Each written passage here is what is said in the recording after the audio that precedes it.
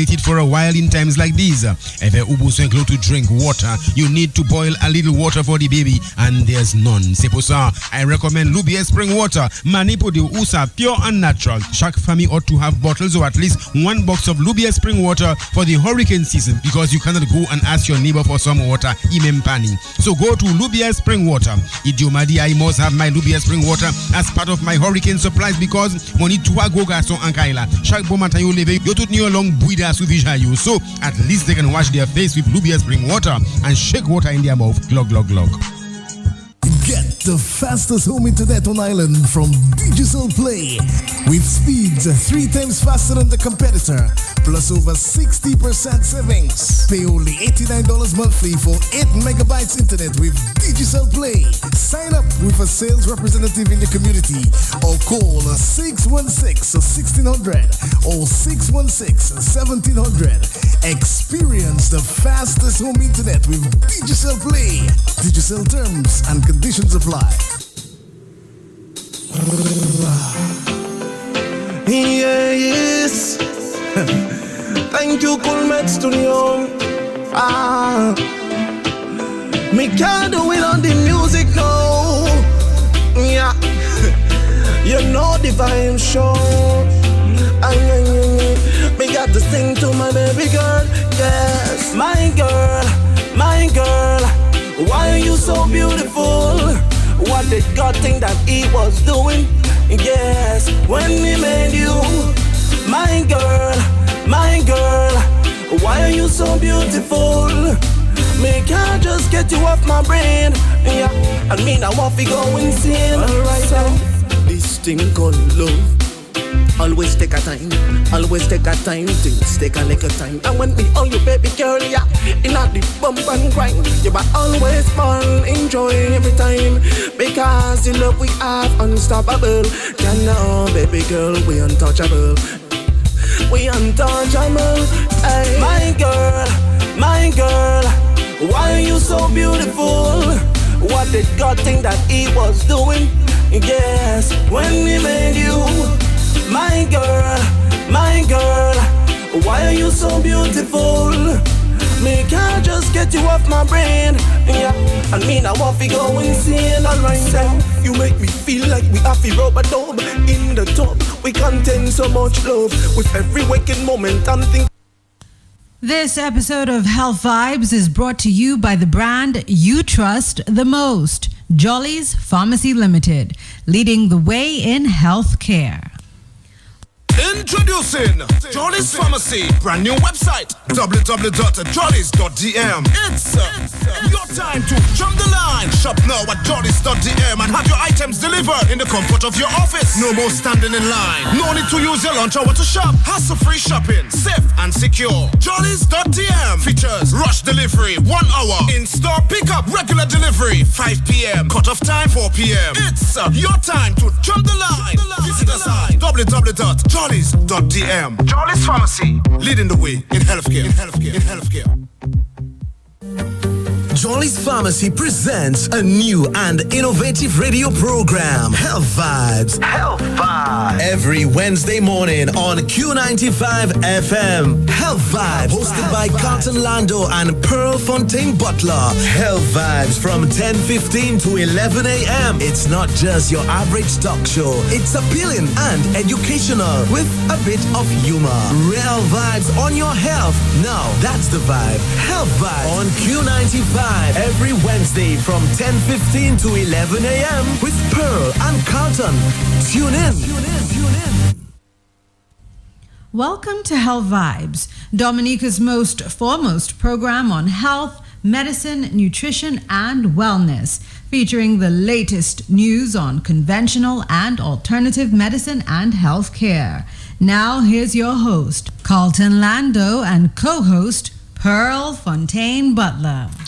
Bonjour, good morning. You don't have to wait for Creole Day to say bonjour. No. I mean, once you're Dominican, Creole should be flowing from your bones, And so this morning I'm trying a little Creole. Bonjour, sakafet. I hope I have to switch back to English. I hope everyone is doing really, really good on this sunny beautiful Wednesday morning here on Dominica. We're so blessed with good weather, and I mean that's what makes the Caribbean so unique. You know, on Health Vibes today, we are just so happy to be linking with you, whether you're driving, you're a bus driver, driving people to and through from Roseau. We want to say good morning to you, whether you're at your desk or those. There are many people, so many fans that are listening to us right now. Every Wednesday they make it their effort, they meet us on the road, and they have the best of things to say about our talk show. And we've always said that this is your show, because you have made the Jollies brand what it is today, and this is your show. Pearl, good morning. Good morning, Carlton. Good morning, Dominica. And how are you? I'm very well. And just to piggyback on what you said, we take the issues that we know are foremost or important in our society, and those are the issues that we decide, you know Definitely. what, we're going to shed some light on this, we're going to speak about it, we're going to impart some knowledge to our people, because this is what this is about. Definitely. Empowering you to be better and to make healthier choices. So Pearl, how are you? Last week our show was just some earthquake, something happened. Listen, last week it was like a rumble in here. I was just watching the replay of it because Slim played it for me, and I went through all the emotions. First, we heard some noise outside. Yes. And the door was slightly open, and then got up and I went to close the door, and I'm thinking in my head, there's a live show going on. Who's Who is making all all this of this noise? noise? And Yes. Carlton, his face was just so funny because he's trying to figure out, but what is going on here? Anyway, we sit back down. All of a sudden, we have a huge crowd in the studio, and I have to say something, and I want to thank you for giving me the opportunity to say Definitely, this, because Pearl. it's very important as a nation and as a people that we pray. And all of us have needs. And I think a lot of times we take for granted that we do have a Father, an Almighty in heaven that does supply our needs. But what tends to happen is, like me, the Tuesday before that Wednesday, I was saying to God, I need this. My phone recently broke. Yes. I have priorities. I'm not going to just spend $3,000 on a phone. True. It doesn't make sense to me logically. And I'm saying all of these things to him. And then I begin to think of scenarios of how I'm going to be able to purchase this phone and how I'm going to be able to do all these other things that I need to do.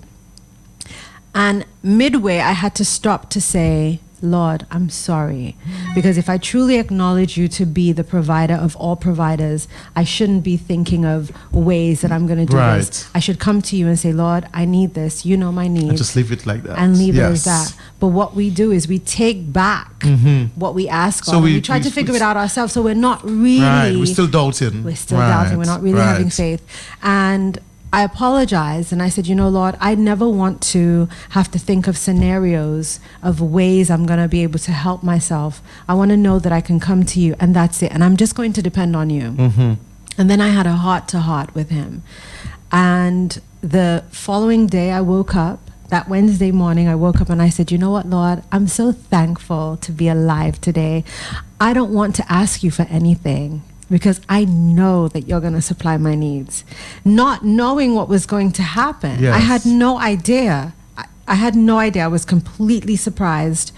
And right before we came in, I was listening to the story of Joseph and how, he forgave his family. And I had a little cry in the car, and I realized just how good God is, and how, he said that he would always take care of Joseph no matter what happened to him. Anyway, I come to work and this thing happens, and I cried from the pit of my stomach, because I realized that the heart-to-heart that I had with God, Yes. he had heard me and he had answered my prayer. Yes. But taking it back a few months ago, I had a discussion with Oren, Mr. Jolly's son, and one of the things he had said to me which was so inspiring to me, and I want to share this with you all because it's very important. One, that we live a life that's pleasing to God, and two, one where we can leave a legacy, not just for our families, but for the entire Yes, nation. definitely. And one of the things that Oren said to me was, Pearl, the two books that I know that my father reads religiously every day. Bible. And he continues to that. read this all the time. One is the Bible and the dictionary. And these are the only two books he reads. And he said to me, Pearl, you know, with the dictionary, my father knows every single word in the dictionary.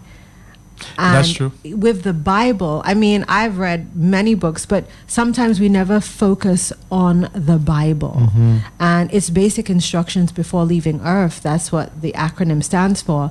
But it inspired me so much that, you know, all of it came full circle for me last week when this surprise happened. And I thought, wow, all we have to do is ask and believe, and we shall receive.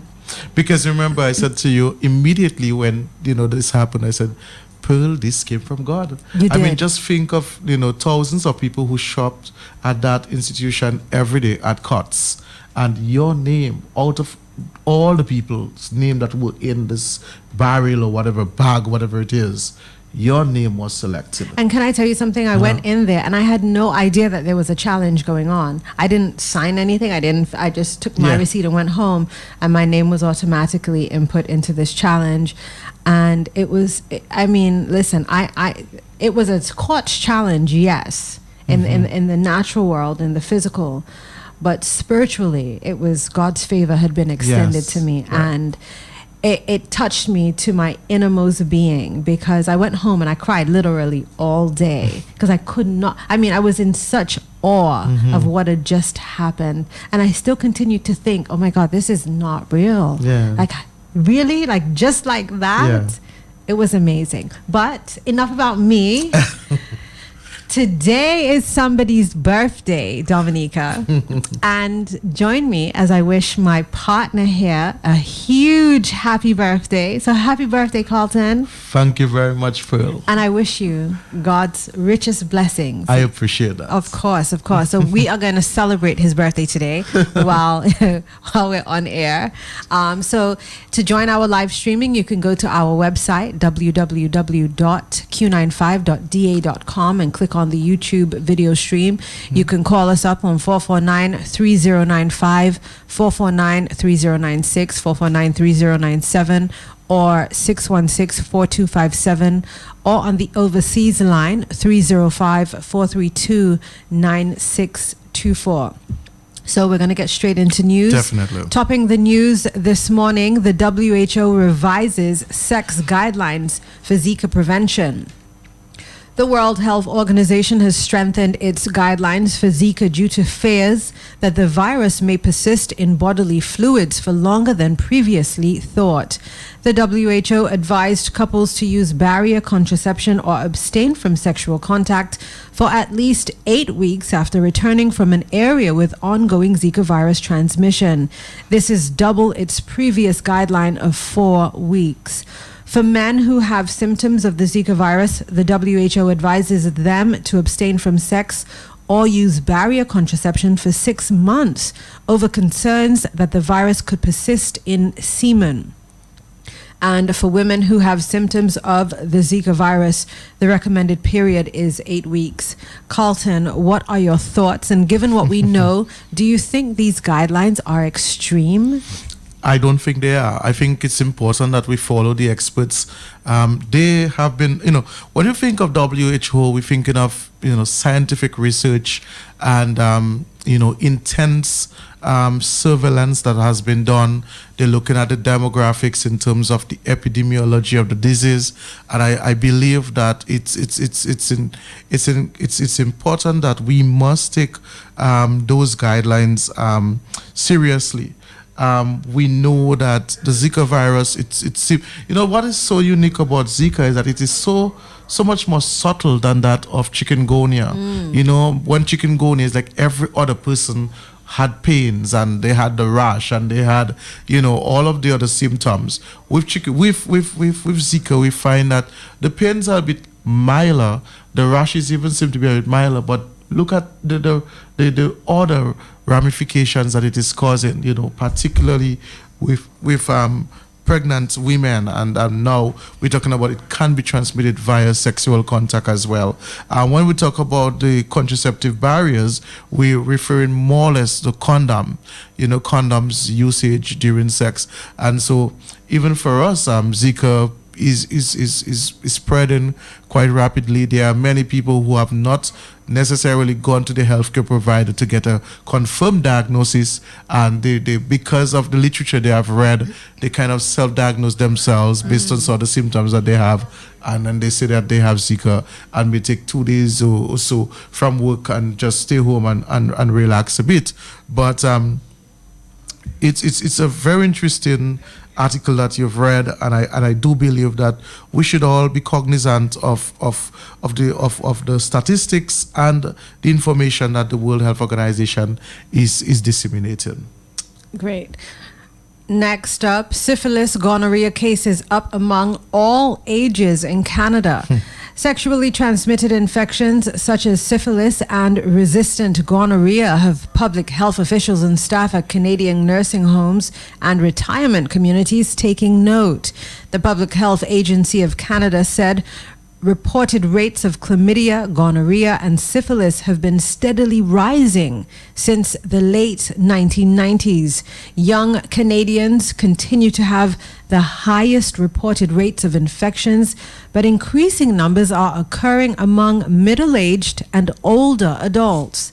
Jennifer Ronan, public health nurse at Hastings Prince Edward Public Health in Belleville, Ontario, said, "We have people in their 80s coming to our clinics." Health officials in Alberta are dealing with outbreak levels of gonorrhea and syphilis.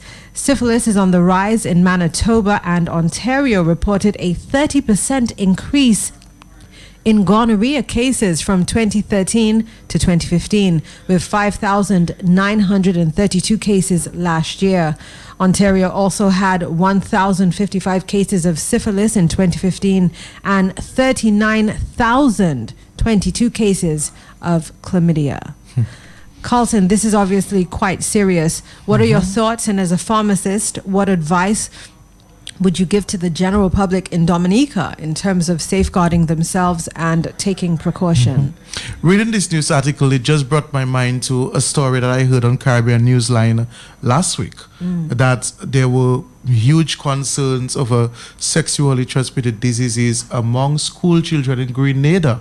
Wow. That there was a survey that was done, and the statistics showed that quite an alarming number of school children, both males and females, had received or transmitted an STI, and this is very, very alarming.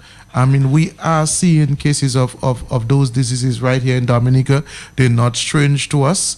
They've been around for quite a number of years. And as you heard, that they are sexually transmitted diseases. They are transmitted through sexual contact.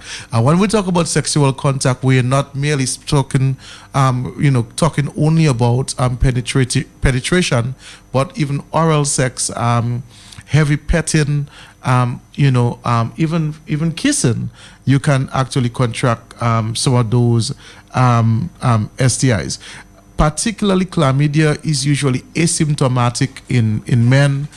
Usually men may not get symptoms, unlike the women will have symptoms within 7 days of having unprotected sex. The male may not have symptoms. Even after 2 weeks, sometimes they may not have symptoms. And so you could find that the female would go to the doctor, get treatment, and the male may not necessarily get treatment. Though we are now seeing that once a client has been screened and the chlamydia is confirmed, the doctor may most likely give treatment for the partner as well. So we're seeing that on prescriptions. I think it only means that greater awareness must be placed on sexual health, education, information needs to be disseminated many people still do not know what is chlamydia, what is gonorrhea, what is human papilloma virus, what is herpes. I think photos need to be shown on using media, whether it's the television, not just merely just talking about those diseases, but people can actually see what they look like. I remember some time ago when we were doing a show with Nurse Alison Samuel on HIV, and actually we were talking about STIs. We said that it's not always prudent to be having sexual intercourse in darkness, particularly for a stranger, and you really don't know what this person has on their body. So sometimes it's really, you need to actually see for yourself. But if you don't know what chlamydia looks like, or you don't know what herpes lesion looks like, or you don't know what a syphilis lesion looks like, then you may not even have an idea. So you might just think, well, it's something looking weird, and somebody could tell you, well, an insect walked on them, and that's why they end up having this lesion. So the client themselves doesn't even know that, this lesion is not normal. So I think this article really cements the fact that, more and more we must continue to spread the word that we have to be responsible for our own sexual desires and our behaviors, and the information is out there. We have to protect ourselves, because some of these diseases really do not have cure. So if you've been diagnosed with herpes, don't expect a cure. If you have been diagnosed with HPV, don't expect a cure. There's no cure for them. What we can do is to give you medication to decrease the viral loads, but really and truly there is no cure for them. And the important thing is really to take responsibility for yourself and protect yourself the best way. Be responsible with your actions, and be responsible with your body as well. Well said, Carlton. So today's topic is on fibroids. And it's such an important topic here in Dominica, because the cases are increasing and they are alarming. So we're going to take a quick break, and when we return, we'll be discussing fibroids. So if you have any friends or family members who have fibroids, or who have had them, or who are managing them, please tell them to listen in. Thank you.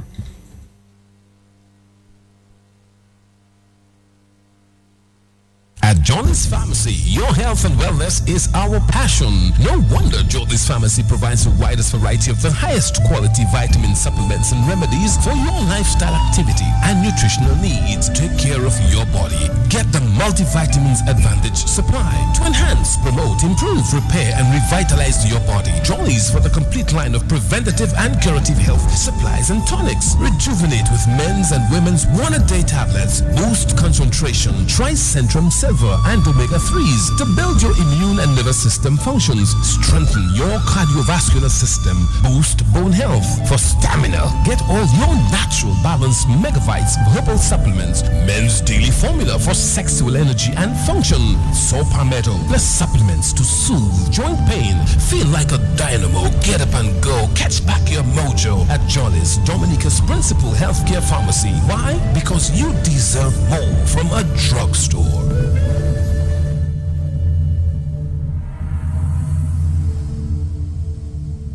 You're listening to Health Vibes.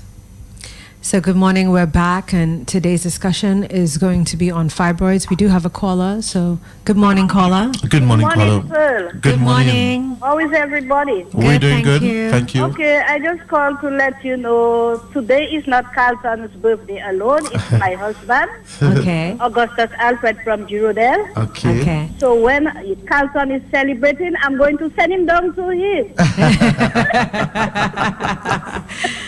Carlton Let's would love wish him that. the best. Let's wish him the best. Please wish him a happy birthday for us. Thank you very much. You're welcome. Have a nice God day. bless. Thank you Bye-bye. very much. Bye-bye.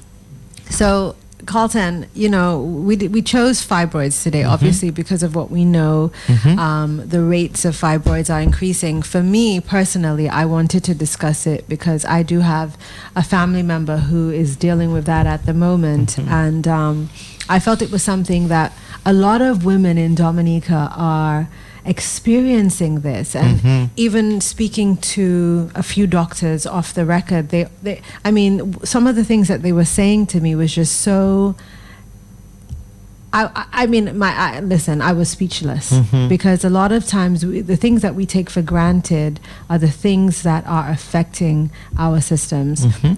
So before we, get into that, what are fibroids? And that's a good question that you've asked. I mean, fibroids basically are abnormal growths that develop in or on the woman's uterus. So it's really an abnormal growth.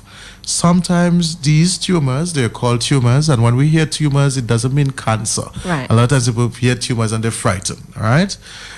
So these are tumors that become quite large, and they can cause severe abdominal pains and heavy periods. So they could cause a woman to bleed extensively. So the usual period may last for 5 to 7 days, and you could find yourself bleeding for an extended period of time, 10 sometimes to 14 days consecutively, and very, very heavy. In other cases, they can cause no symptoms or no signs at times. So usually sometimes, particularly when they're in the first stage, early stages, sometimes you'll find you don't feel anything unless you go for the examination, and your doctor may recognize that there's something abnormally growing on the uterus. The growths are typically benign, meaning that they're non-cancerous, as you said, and the causes is usually unknown. However, there are some suspects that may trigger the risk of developing fibroids. It is unclear why fibroids develop, but several factors may influence their formation, such as hormones and family history. And usually we're talking about the estrogens. Okay. So let me ask you something. I from the research that we did, we found that there were different types of fibroids. What is what would you say the most common is in Dominica?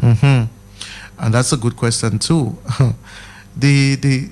Well, there are 3 different types of the fibroids, and the most common one is the intramural fibroids, and the intramural fibroids are the most common type, as we said, and these appear usually within the lining of the uterus in the endometrium. The intramural fibroids may grow larger and actually stretch onto your womb, so you could find that it could grow so much that you end up having a huge abdomen, like almost like you're pregnant. And we find that happening, that these women have extended bellies, and you would find that the doctor would have to sometime along the way would give maybe do surgery, although they usually start with hormonal treatment at first to see how they can retard the growth or melt the tumor, but sometimes they have to go in there and do surgery. What causes fibroids? There are many causes. As we said, hormonal factors. So we're talking about the estrogen levels, progesterone levels, those that are produced by the ovaries. Sometimes you have an increase in those hormones, and that can cause an imbalance and can give rise to the growth that you see. They cause the uterine lining to regenerate during each menstrual cycle and may stimulate the growth of fibroids. Pregnancy can also increase the risk, as pregnancy increases the production of estrogen and progesterone in your body. Fibroids may develop and grow rapidly while you are pregnant. So pregnancy also is a risk. And nutrition as well. That's a huge one. Yeah, nutrition. That's a huge one. We do have a caller. Good morning, caller. Good morning. Good morning, caller. Okay. So, Carlton, who is at risk for fibroids? Women. Any woman, right? So once your gender is female, you are at risk. All right? And if you are pregnant, if you have a family history of fibroids, if you are being over the age of 30, if you are of African American descent, so if you're a black person, if you're black, if you are heavy in weight, so if you are obese, then your chances are also higher. Wow, wow. Now, what are some of the symptoms of fibroids? Because I think that's important. And yeah, I mean, if you want to understand any disease, you want to understand the characteristics of the disease. Right. And I think fibroids is one that is of no exception. So symptoms may depend on the location and size of the tumor. And as we said again, we are not saying anything about cancer. Right. So when we say tumor, it doesn't mean anything cancerous. Okay. And how many tumors you have. So it has to do with the location, the size, and the quantity. If your tumor is very small, or if you are going through menopause, you may not have any symptoms. That's so you want to take interesting. note of that. So if it's very, very tiny, or you're going through menopause, you may not have any symptoms, because usually if you're going through menopause, you really don't, have a period per se. But the period could be very erratic, and sometimes it could be short-lived. So you may have a period just for sometimes 2 days, and then there is nothing, and then you just have little spotting. And so sometimes even with that, you could have, if you do not have an evaluation by an OBGYN, you may not even suspect that you have a fibroid being developed in there. Fibroids may shrink during and after menopause. So sometimes, after the estrogen, because when you go through menopause, your estrogen level depletes. And so with the depletion of the estrogen levels, then that in itself could cause the fibroids to become smaller, because it thrives on estrogen and progesterone, which are two key hormones in the female system in the body. Okay? That's right. So some of the symptoms that women may experience: heavy bleeding between or during your periods that include blood clots. So you could have very, very heavy bleeding that could be embarrassing at times. Pain in the pelvis or the lower back. So you could have pain, could be mild, moderate, or severe. And the pain could also be acute, usually acute, meaning that it's sudden towards the onset of the period. You could end up having increased menstrual cramps. So you could have a lot of cramps, spasms. You could have increased urination. So you could have what we call polyuria. Menstruation that lasts longer than usual. We did say so. So you could have your period going on sometimes 2 weeks, 3 weeks, and just not stopping. And that in itself can lead to anemia.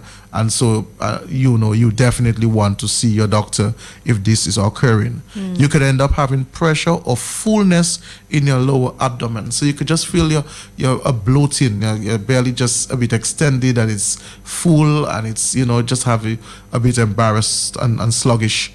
You could also experience swelling or enlargement of the abdomen, and we did make mention of that. We do have a caller. Good morning, caller. Good morning. Good morning. If you'd like, you can call back. So, Carlton, this is obviously quite serious. Pain in the abdomen, swelling. So these are symptoms that our women should not ignore. And if you have any of those symptoms, you should definitely see your OBGYN. Particularly if you have at least 3 to 4 of those symptoms, which includes the heavy bleeding during and the clot during and after the period. If you are what we've been seeing, and I can speak for a pharmacist. Okay, we have a call. Yeah. Good morning, caller. Good morning. Good morning. Good morning to you. How are you? I'm doing okay. Miss my program. Okay. Yes. Okay, I'm on that fiber. I can testify about fiber. Okay. I had fiber, and I removed my womb. Okay, you had a hysterectomy. Yes, I had heavy bleeding. And trust me, it is not an easy road. I know. Because when I was going through that rough time, clots of blood, and sometimes you walking, it embarrassing you. And it increases your chances of being stressed, because you feel like you don't know where to go. You don't want to. It disrupts your life, because if you have a partner, you don't know when to have sex. It just messes up your whole life. Mess up the whole system. Because sometimes you're there well, and all of a sudden, boom, it come on you, and heavy bleeding. No matter what pad you buy for it, it will not help you. When you watch, you mess up your bed, you mess up your clothes. It was just embarrassing. But But when you were diagnosed with it, did your doctor tell you anything that may have triggered it? Well, I had first I had first surgery done by Dr. Sorindo. He removed the fibroid and it might grow back. Then I went to Dr. Odiema. While I work, I just feel I just passing every cloth non-stop. Then he had me do anesthetic and to test to see if it is cancerous and so. So then he told me it is not cancerous. I said, well, free time, they have more than fourth time. So always do. And so, to be honest, I was treated a long time for that. And it wasn't working. And you see right now, as I removed my womb, now I had a... Now, was there a history of fibroids in your family? Well, I know I have a sister with it. She did surgery. And then I have another sister right now, complaining with it right now. Wow. And but then did your doctor tell you anything about changing your diet or looking at certain things Yes, that? he did. Okay. A lot of meat causes that. Meat, okay. But to be honest, I love my meat. You see, this is it. Sometimes we have to love ourselves more. He tell me about have to change my diet. Use a lot of vegetables and so. He did tell me about my diet. But right now, as I remove, be honest, I eat my meat. I don't worry. Because I like my meat. A lot of red meat. So I have to just... Yeah, we'll talk Number about one, that. I tell him, he tell me I can eat the liver, but I tell him I don't want liver because, see, in the first surgery I done, when Dr. Sorino bring the fiber from those seeds, it look like liver. You know when you see a noni, with the little black spot on it, that's the way it look like. I just cut off from liver. But it have a lot to do with meat. And you have to change your diet. Yes. All right. Thank you very much, Thank caller. you very much. Good morning, caller. Good morning, caller. Hey, good morning. Good morning, my friend. How are Morning, you? Carlton. Good. Happy birthday to you. Thank you, my friend. Appreciate that. You didn't tell me that yesterday. I know. I can understand that. I've been telling me that in advance you'll have something coming to you on the day. You know, like he didn't give anybody a chance to surprise him. He spoke to me yesterday. He didn't mention anything like that. So let me say, you mentioned there are 3 types of fibroids. Yes. You mentioned what intramural. Yes. There was another one. Yes, there is the the Subserious. no. Let me yes. And there's submuc. And submucal. But there's also Pedunculated. yes, and there's also cervical. Okay. Yes. Now I'm asking a question there. Can somebody have all of them at the same time? I'm not an OBGYN, so I may not be able to answer that question, but I doubt. Okay, but that's my own personal. Okay. You know, I may be speaking as a pharmacist, but because I'm not really versed in the area. What we do know is that somebody can have more than one at a time. Yeah, but I'm talking in the different areas at a time. I'm not too sure. Yeah, because you have different areas that they are formed. Right. Yeah, so I'm saying if you can have it in different areas at the same time. Yeah, so that's the question. It would be nice if a doctor calls or OBGYN calls, so let us know. To get that information. Because I don't know the answer to this one. All right. Okay, thank you. Okay, Thank you, my friend. Thank you. We do have another caller. Good morning, caller. Yes, morning. Good To morning. answer to his question, no. Okay. Because I asked the doctor that same question he asked the doctor, he told me no. Okay. All right. All right, Thank you for thank you calling for- and tell us, because I didn't know the answer to that one. So, Carlton, okay, we do have another caller. Good morning. Good morning to you. Morning, Hello, caller. good morning, caller. Okay, you'll have to call back. So, fibroids are usually diagnosed, obviously, by a GYN, which is why we suggested that if you have any one of those symptoms, that you should definitely go to see a GYN. Definitely. You cannot just, assume that you have a fibroids because you're bleeding or because your period is lasting long. You could also have a hormonal imbalance. Right. And so that's why it's important to have a diagnostic test done or test done to confirm. And so it's important that you see your OBGYN, your gynecologist, obstetrician, to actually have an assessment done with you have an examination done with you and the relevant tests. So they would begin with an ultrasound. Right. Mhm. Right. So it would begin with an ultrasound, and an ultrasound is used to show, what's happening in the body. Most people have done an ultrasound sometime in their life, and they would know basically what it does. So they would do an ultrasound to actually see if there is any growth happening there and what it looks like. Sometimes according to what the ultrasound shows, the doctor may want to do something a bit more detailed, and some may want to do a pelvis MRI, and so that's another test that can be done.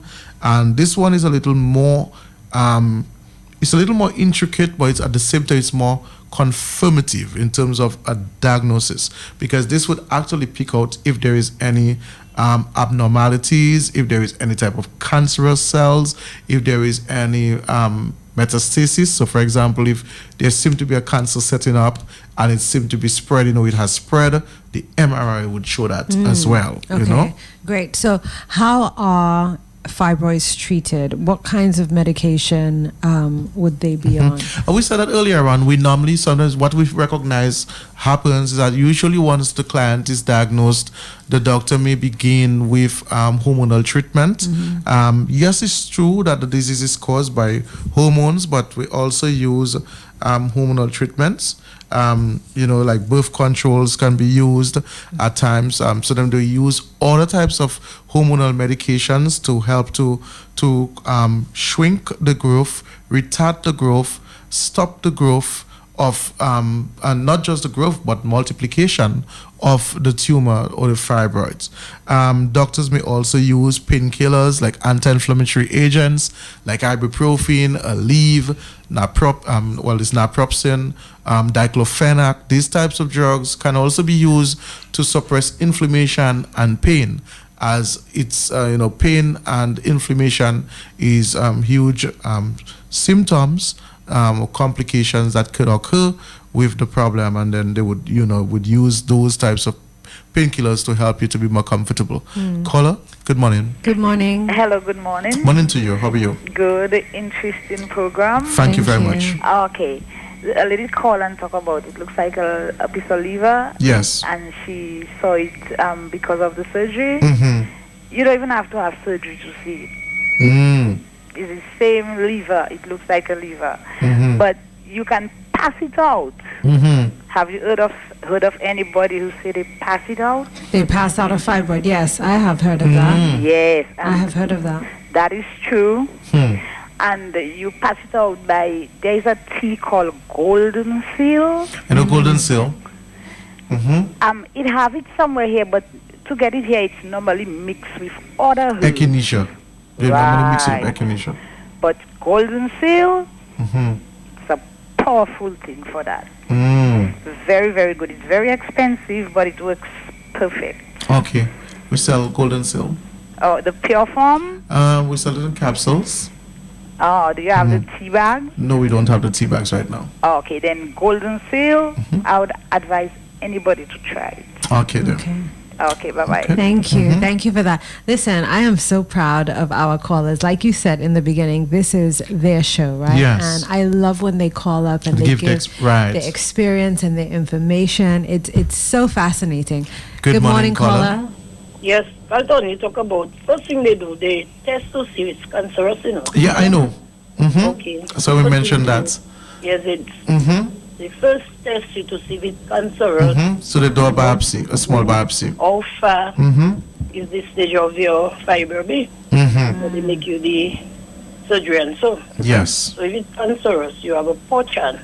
If it does spread, they will make you the surgery. If it spread, that's it for you. All right. Thank you, caller. Thank you very much.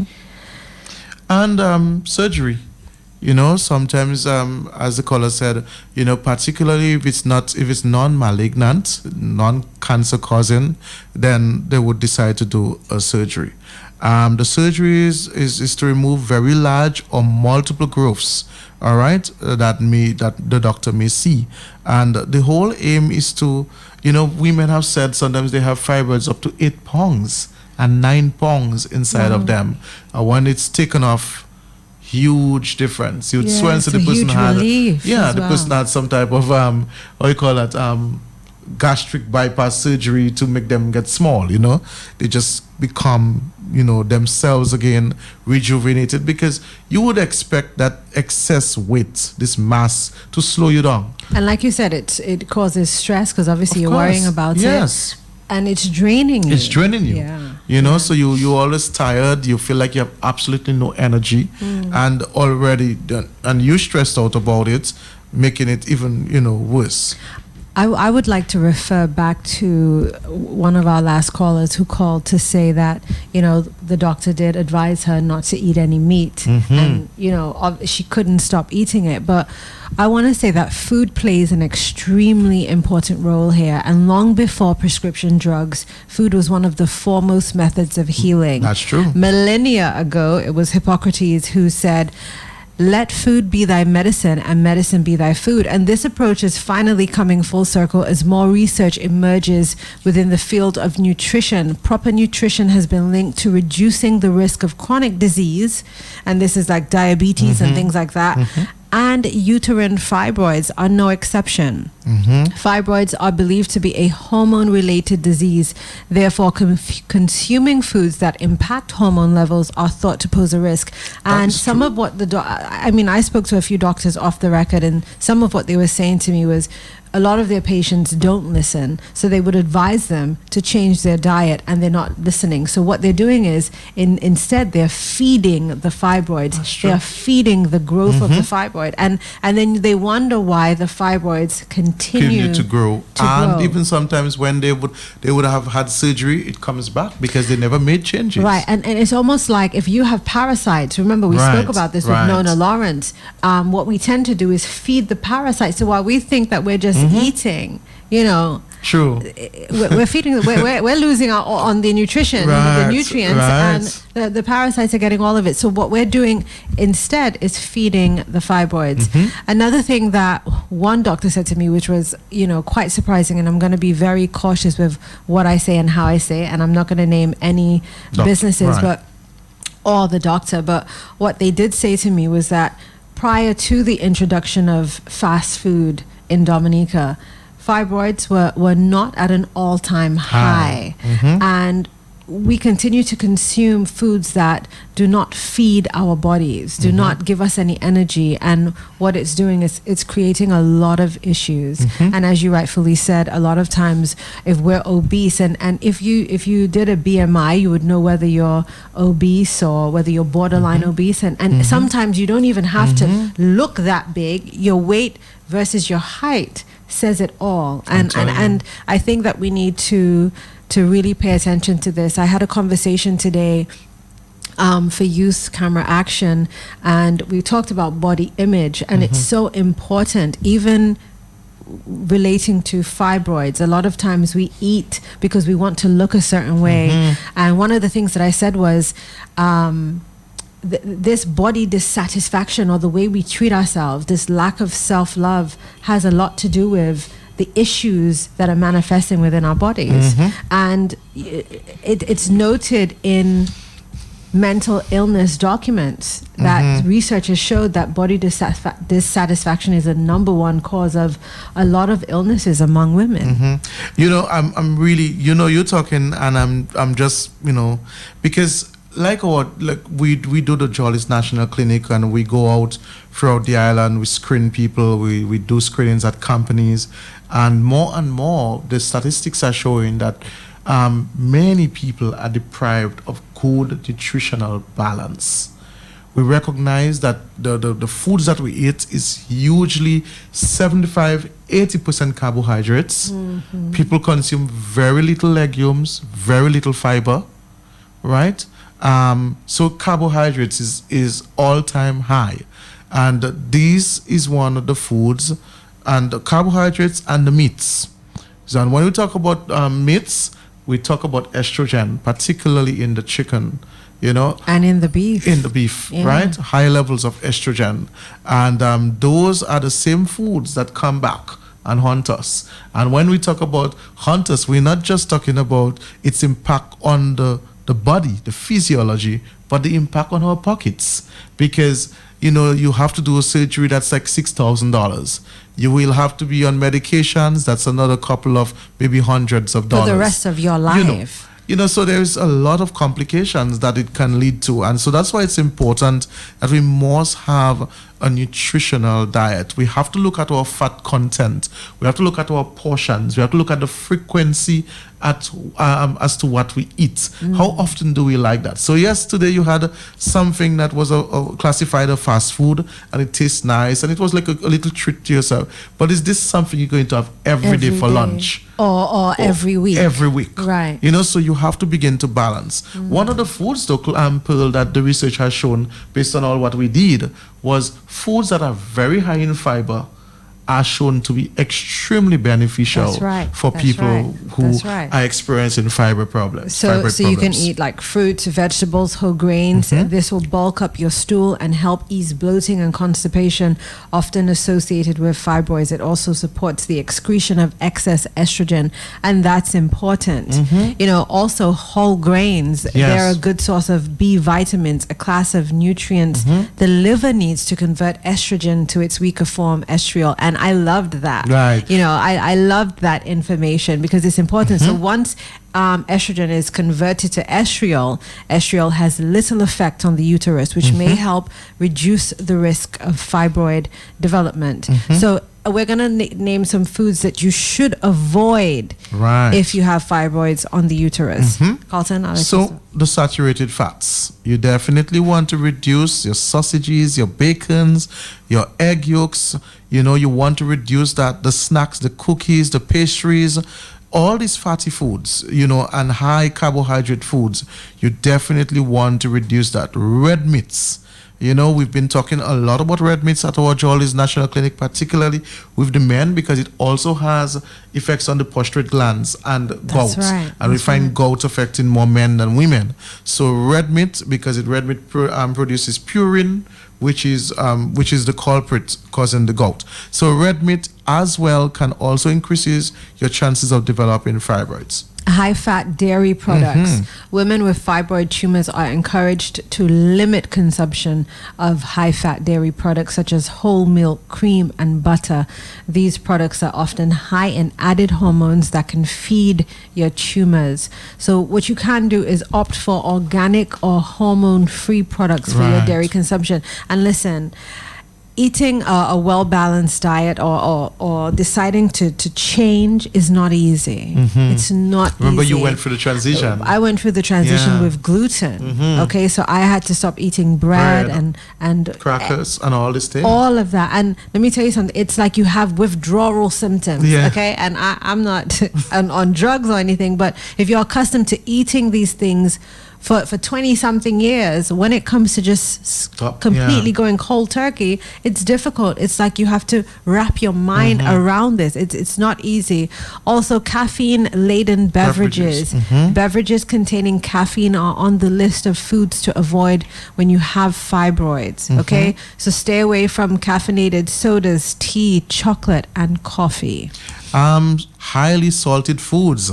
So I'm a salt person. I like salty stuff. But if you suffering with fibroids, or you may be suspected of being diagnosed with fibroids, you may have a diagnosis. You really want to stay away from foods that are highly salted. So the smoked herrings, the codfish, the chips, the olives, the dry foods, the jerk, the baked beans, all these things they're very high in sodium. A lot of the canned foods, the corned beef, all of these things, you definitely want to eat less of it. White foods, so like white bread and pasta and rice and cakes. We're not saying that you cannot have a little bit of these, but you have to look at your portions and the frequency. How often? So I've had rice this morning. I've had rice on Wednesday. Am I going to have rice again on Thursday? Am I going to have it in another form on Friday? Rice is rice. So whether you've baked it, whether you have it fried, whether you have it is still rice. And so you want to be looking at that. Okay. Now there are, well, here's the thing. Foods aren't known to shrink fibroids, but certain foods in a healthy diet may help keep them from growing, and they can minimize your symptoms. So fruits and vegetables provide rich amounts of disease and inflammation fighting nutrients and fiber, which help promote appetite and weight control. These factors are important because inflammation and excess pounds can contribute to fibroids. You also have the beans and peas, That's and right. that's what we've been pushing at a lot, because they're legumes, they're very, very rich in fiber, and fiber has shown to have such great benefits. It increases your metabolic rate, it balances your glucose body, your glucose in your body, so it balances your sugar levels, and it also lowers your LDL, which is the bad cholesterol. So with legumes, you cannot go wrong. It helps to reduce inflammation in the body, and it's a great source of the B vitamins too. So this is an ideal food source. So when we talk about your peas and beans, there's so many different types. Okay. You can have one every day. We do have a caller. Good morning. Okay, well, we would, if you want to call, if you have any questions, go ahead. Good morning, caller. Good morning, caller. And when you have the fibro, it calls for a lot of ice. Ice. Ice. Okay. You need a lot of ice and milk. After you make the surgery, you don't even want to see it again. Trust me. The body calling for a lot of ice. You eating ice. As they going, because you feel inside of you so hot. Like it's an oven at inside you. And the only thing that could cool you down is the ice. And you're just crushing ice. And eating. Because it's an inflammatory condition, you see? Right. And then your mouth watering, and the only thing that have good taste in your mouth is mint. Mint. You're eating a lot of mint. Just eating mint, consuming a lot of mint. And I know the doctor used to say, stop eating the white bread. Yes. He always tell me, eating bread, I tell him, yes, you have to stop eating the white bread for your health. Yes. I cut off the white bread, I go on whole wheat bread. All right. Thank you, caller. Everything happened, I go back to my white bread. All right. Thanks, caller. Good morning, caller. Hello, good morning. Morning to you. How are you? Good. Very good. I heard you talking about red meat and Yes. And I have never eaten red meat. Okay. And I got fibroid. When you No. Okay. Do you eat? I don't eat processed foods, corned beefs and these things. And I tried my best. When I got to know that I had fibroid, I was almost like a vegetarian. But is it? But it's not only food; it's hormonal as well, too, and the family history. That's right. Right, and well, I'm a twin, and me and my twin sister both had it. Right, so hereditary. Had it, and the sister who had it ate meat. She ate everything. And whereas I wasn't eating this thing, and I still got it. Processed foods like cheese, corned beef, sausage, all these things. KFC food, maybe once, maybe a year, I would have tried, eating KFC. But it's sometimes you say it's the diet, and I exercise a lot. But you're doing better now? Oh yes, well, eventually I had to get it removed because... Okay. And it wasn't really bothering me, like somebody said they ate ice. I never had urge to eat anything. Obviously, but eventually it wasn't really bothering me. But when I went to the doctor, he said, well, before anything, and it gets more difficult to remove it. So that's and since the removal, you're doing much better? Oh yes. Well, and up to now I don't eat this red meat. I have never eaten red meat. And according to you, maybe everybody is different, and maybe it could have been hormonal. Because all these things, I hear people say they eat, I never eat these things. Okay. Thanks for your contribution, caller. It means a lot to us. And you know what? While she's saying that she doesn't eat red meat and stuff like that, but we do want to reiterate that it's not just based on what you eat. Eating properly and having a better diet does assist in lowering the risk. Definitely. But we also have to look at how much estrogen your body's produces, producing. Right. And also whether or not it's hereditary. That's we do true. have another caller. Let's take this last one. Good morning, caller. Good morning to you, caller. Yeah, good morning, sir. Morning to you, sir. Yes, Carlton, but you have the answer. You said on the growth of these tumors there. You said you didn't know, but here goes the thing. The thing is actually blood, starch, and sugar. Is what, sir? The growth of these things there in the system is blood, starch, and sugar. And then if the acidity, high acidity, or the wrong acid. Yeah, well, the caller was asking if you could have all the different types of fibers at the same time. But as I said, I'm not an OBGYN, so I couldn't answer the question at the time. Okay, basically, the people doing research now for melanin people. As I said some time ago in the program, our system is not designed, because we are melanin people, not designed, and if you see it's mainly black people, as you said. Our system is not designed to depend on dairy products and so. So it's not just red meat, it's blood. So every product can have a blood. Every animal, also once you eat meat, there's blood in that meat. Right? There's starch. Right now, if you around now, you have a lot of people suffering with this CNC disease. People eating carrot. The orange carrot is a man-made carrot. People going to doubt. Orange carrot doesn't have carotene. It's just sugar and starch.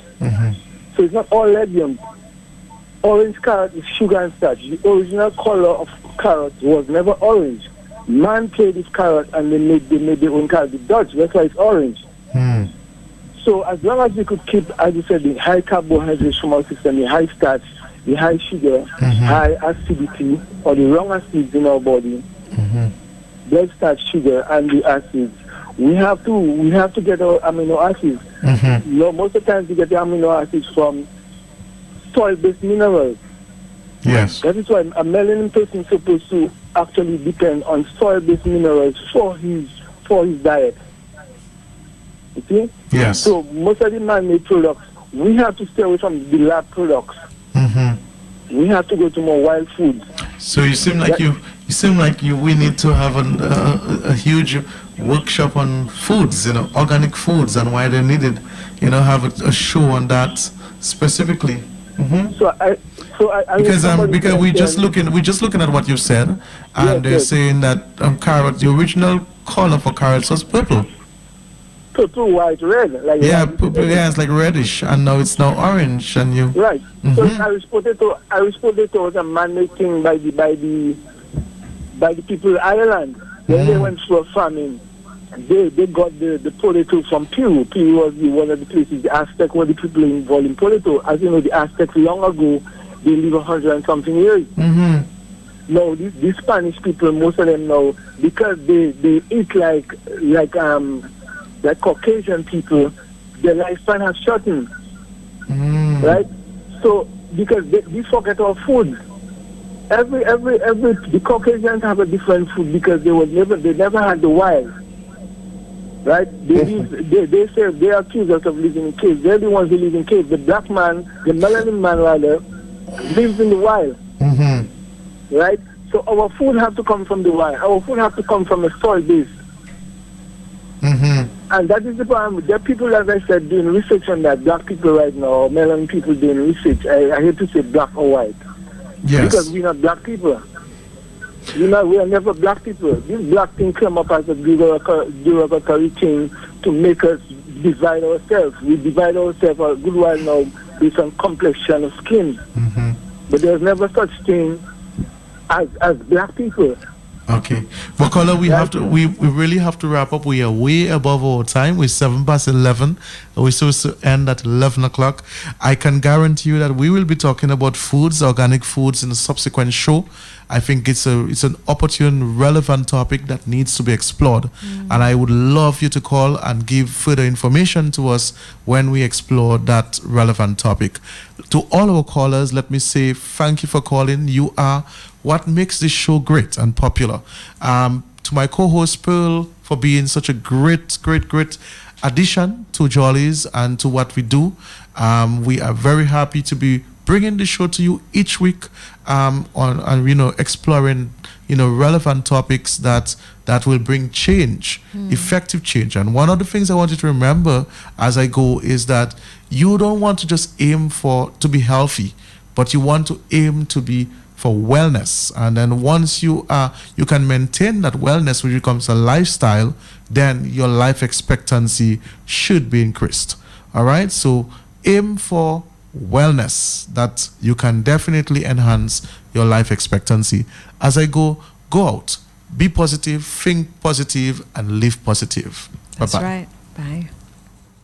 You're listening to Health Vibes. You were listening to Health Vibes, a production of Jolly's Pharmacy Limited.